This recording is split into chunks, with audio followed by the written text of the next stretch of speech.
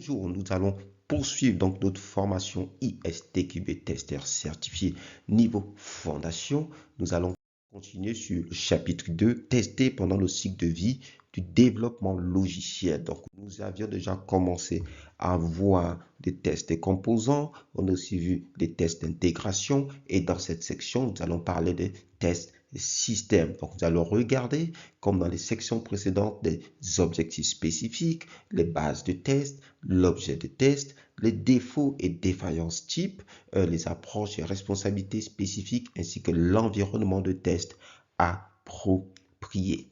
Donc, au niveau des tests systèmes, ils se concentrent sur le comportement et les capacités en fait du système ou du produit entier ou du logiciel qui est déjà complètement intégré, en considérant souvent, on va dire, les tâches de bout en bout, d'accord, de bout en bout que le système doit être capable d'exécuter, et aussi les caractéristiques non fonctionnelles, c'est-à-dire la performance, l'utilisabilité, la maintenabilité, etc. Donc, les tests système, on a un test global parce que ce sont ces informations-là du test système vont aider ceux qui vont prendre des décisions de release, donc pour passer au test d'acceptation éventuellement. Donc, les objectifs à ce niveau, c'est quoi? C'est de réduire les risques et vérifier que les comportements fonctionnels et non fonctionnels du système se passe tel que cela a été spécifié, tel que cela a été produit. Est-ce que le système se comporte comme cela avait été spécifié? Et ça, c'est très important. Donc, aussi valider que le système est complet, c'est-à-dire qu'il a toutes les fonctionnalités dont l'utilisateur final attend. Dans le cas des systèmes agiles, bien sûr, à ce niveau, est-ce qu'il a toutes les fonctionnalités qu'on avait prévues jusqu'à cette itération qui sont déjà implémentées? Parce qu'en trouvant cela, justement, ça va permettre évidemment de corriger. Mais il s'avère que dans ce cas, on peut se retrouver en train de perdre un peu de temps parce que s'il y a eu des problèmes au niveau des épiques, des user stories, des exigences, etc., et bien là, si on retravaille dessus à un moment donné, qu'est-ce qui se passe? Et bien, ça va perdre du temps, amener un peu de confusion. Donc, c'est important que les testeurs aient déjà été impliqués bien avant, ce qu'on appelle le processus de shift, les tester très tôt, qu'ils étaient impliqués déjà même au niveau des exigences, de la revue des exigences, du perfectionnement des user stories, etc., pour éviter ce genre de problème plus tard. Maintenant, comme dans toutes les autres parties, il faut dériver des cas de test. Les cas de test, c'est quelles sont les conditions qu'il nous faut pour exécuter des tests système, quelles sont les différentes étapes de chaque cas de test, donc ce sont les conditions de sortie, qu'est-ce qu'on s'attend comme résultat, etc. Donc tous les éléments qu'il faut pour des cas de test. Mais pour cela, on va partir d'une base. Cette base va être quoi? Les exigences système et logiciel. Aussi les rapports d'analyse des risques. À partir des rapports d'analyse des risques, on peut déterminer en fait comment on va orienter l'effort de test. Et on a aussi les cas d'utilisation. Comment l'utilisateur final compte l'utiliser? Qu'est-ce qu'il compte faire avec? Quelles sont les règles métiers que le système est censé mettre à disposition? Vous imaginez dans une banque, on va dire pour faire par exemple un virement, il faut le récepteur, il faut son compte bancaire, il faut son code banque, etc., son IBAN. Voilà, à partir de ce moment, voilà, il y a la possibilité de faire le virement. Donc, est-ce que toutes ces règles métiers-là sont validées?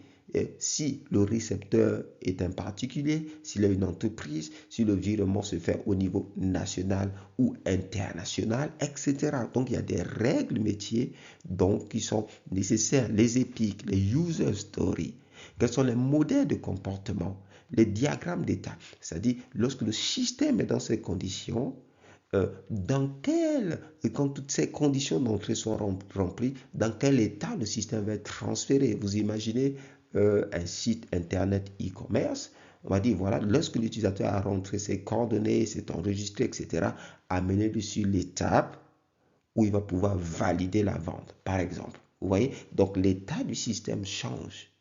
Donc, tous ces diagrammes d'état sont importants, vont inspirer en fait le testeur à dériver des cas de test qui vont permettre de tester le système au maximum. Et aussi les diagrammes d'état vont permettre d'utiliser des techniques basées sur les diagrammes.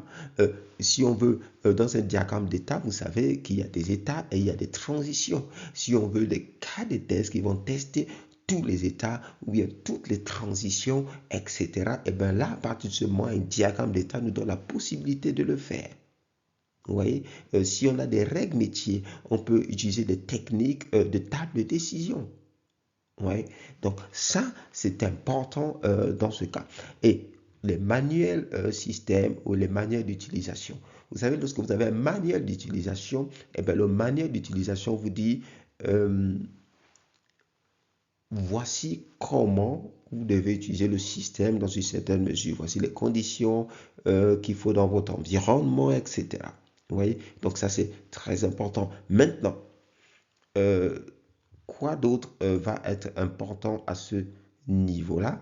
Eh bien, est-ce que, tel que c'est décrit dans les manuels d'utilisation, si vous suivez les étapes du manuel d'utilisation, est-ce que le système fait ce qu'il devrait faire? Vous voyez? Et ça, c'est l'autre aspect qu'on peut vérifier donc avec les tests système. Et maintenant, c'est quoi l'objet des tests? Qu'est-ce qu'on teste finalement au niveau du système? On veut l'application globale. On veut le système global, le système matériel ou logiciel. On veut le veut globalement. D'accord? On veut que ça peut être aussi un système d'exploitation. On veut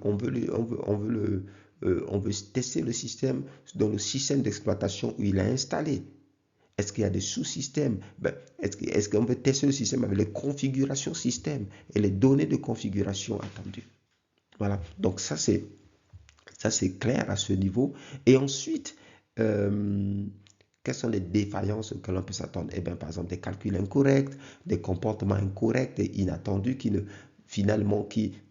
reflètent pas, d'accord, les processus métiers, les cas d'utilisation, par exemple. On a peut-être des flux de contrôle, des flux de données qui sont incorrects. C'est-à-dire, lorsqu'on rentre, par exemple, on utilise un formulaire, les données doivent être transmises à un certain un module, et bien ça ne se fait pas. Donc, ou bien rien qu'une partie de données, etc. Certaines données sont perdues. Et bien là, on va voir qu'au niveau système, il y a un problème si le système ne fonctionne pas comme prévu.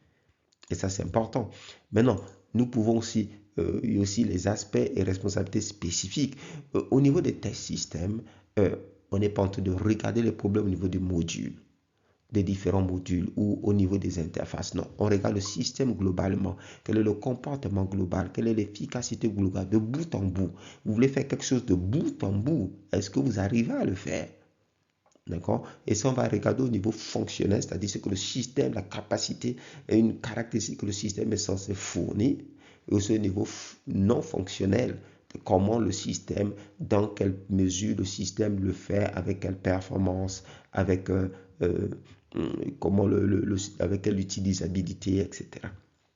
Eh bien, il est clair maintenant qu'au niveau de l'environnement qu'il faut pour les tests systèmes, il faut l'environnement proche, similaire de celui de l'utilisateur final, au moins un environnement de production. Donc voilà, au niveau des tests systèmes, retenez surtout qu'on veut réduire les risques au niveau global, du système global. Et on veut ces informations pour prendre ensuite des décisions, pourquoi pas de publication ou de release. Donc voilà, on arrive au bout de cette section. Pour tous vos besoins en formation, formateurs et matières de formation, n'hésitez pas à nous contacter.